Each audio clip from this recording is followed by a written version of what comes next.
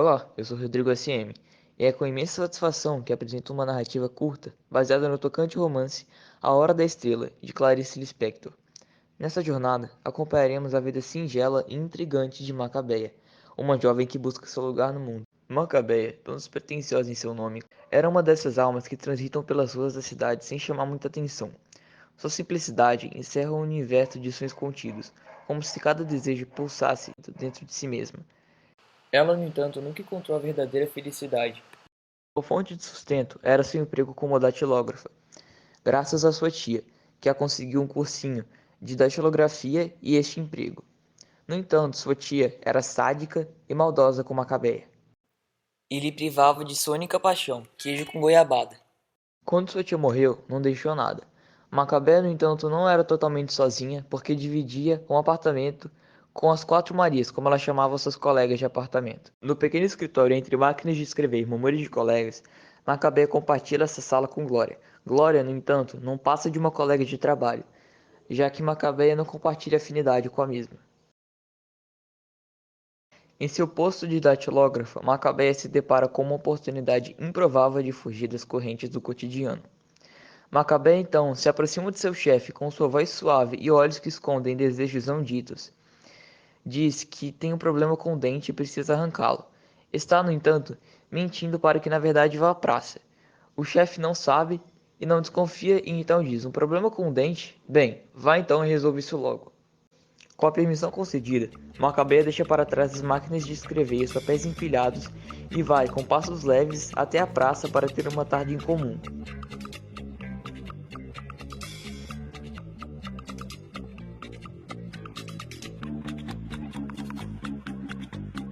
Neste passeio, Macabea cruza o caminho de Olímpico sem querer.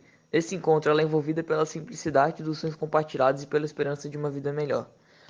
Ambos almejam várias coisas e têm uma visão para o futuro. Desde o início, Olímpico a trata de forma mais delicada possível, referindo-se a ela sempre como Madame. Por sua voz, Macabea descobre no mesmo instante uma semelhança entre os dois.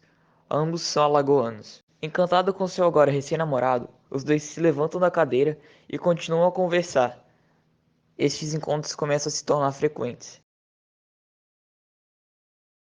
Glória, em outra via, colega de Macabeia, conhece uma cartomante que logo mais se revela como Madame Carlota.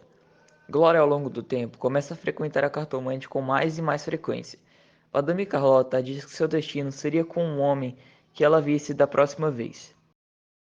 Em uma reviravolta cruel, Macabé descobre, em uma praça, que uma doença fatal a assola. A fragilidade de sua existência torna-se mais evidente, lançando sombra sobre seus dias. Ela, no entanto, acha que só pelo fato de ter ido no médico antes de ir para a praça, já está curada e vai decidir ignorar a doença. Após um tempo de relacionamento, o Olímpico já não a trata mais do mesmo jeito. Pelo contrário, a trata de forma super mal. No entanto, decide que como ela nunca dá despesa, vai levá-la para tomar um café. Ela aceita e diz que quer leite no café, mas ele diz que se cobrarem mais caro pelo leite, ela ia pagar a diferença. Ela então cobre a xícara de açúcar para disfarçar o fato de que o café é amargo. A xícara está quase entupida de açúcar, mas ela continua colocando. Mais tarde, ela iria passar mal, mas iria decidir não vomitar para que não desperdiçasse o café. Numa tarde peculiar, Olímpico decide que vai visitar Macabé em seu trabalho.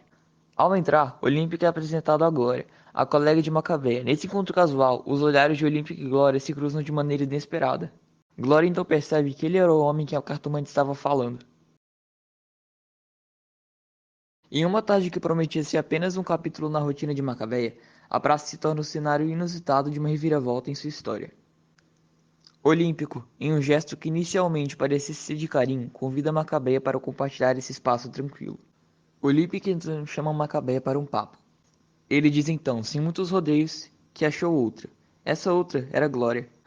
Macabeia, pega de surpresa, tenta entender, mas Olímpico é direto. Acabou.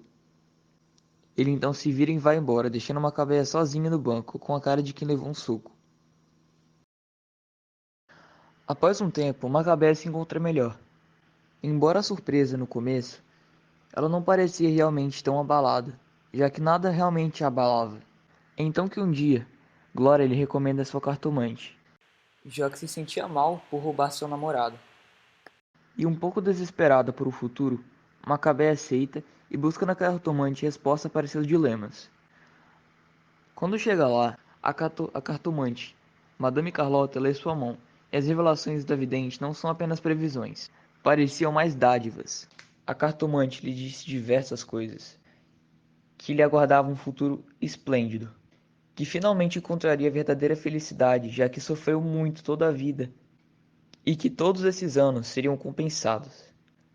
Pela primeira vez em muito tempo, podia-se ver que Macabé finalmente tinha esperança.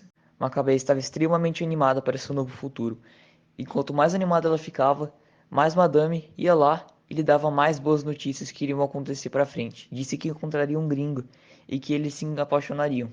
Após muita conversa e muitas revelações, Macabeia saiu do prédio da cartomante renovada. Finalmente tinha esperança para algo. E já nem pensava mais em Olímpico. Queria saber do gringo. Então, só vista uma luz.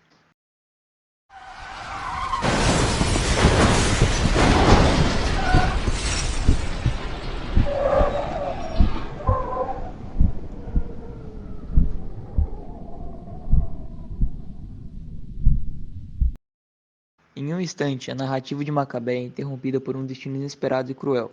O atropelamento ecoa como um suspiro final de uma vida que, apesar de breve, deixa um rastro de reflexões sobre o efêmero e o eterno.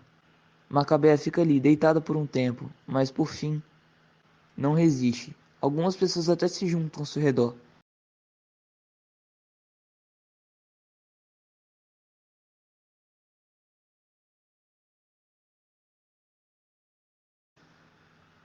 Mesmo à beira da morte, ela ainda tinha esperança.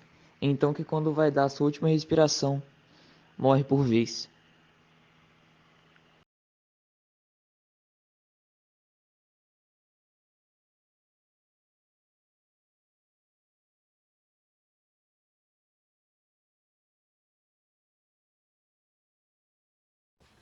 Sou Clarice Lispector, uma mulher que viveu uma vida cheia de reflexões. Nasci na Ucrânia, mas me mudei para o Brasil quando era bem mais nova. Vivi no Nordeste, onde vivi uma vida cheia de conturbações.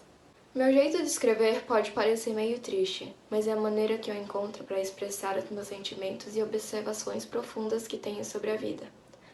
Muitas vezes eu me via como uma estrangeira, onde eu só tinha esse tipo de pensamento e levava a vida desse modo, com um olhar mais sério e profundo. Escrever é a maneira que eu encontro para ter um sentido nas coisas e compartilhar as minhas percepções sobre a vida. E eu acredito que, mesmo nas coisas mais tristes, podemos encontrar um significado bom. E foi isso que eu tentei fazer em A Hora da Estrela e, na verdade, em todas as minhas obras. Eu acho que essa é a principal mensagem, que mesmo nas coisas mais tristes, podemos encontrar um significado positivo e não devemos sempre levar a vida de modo tão sério, mas é a maneira que eu encontrei para me expressar.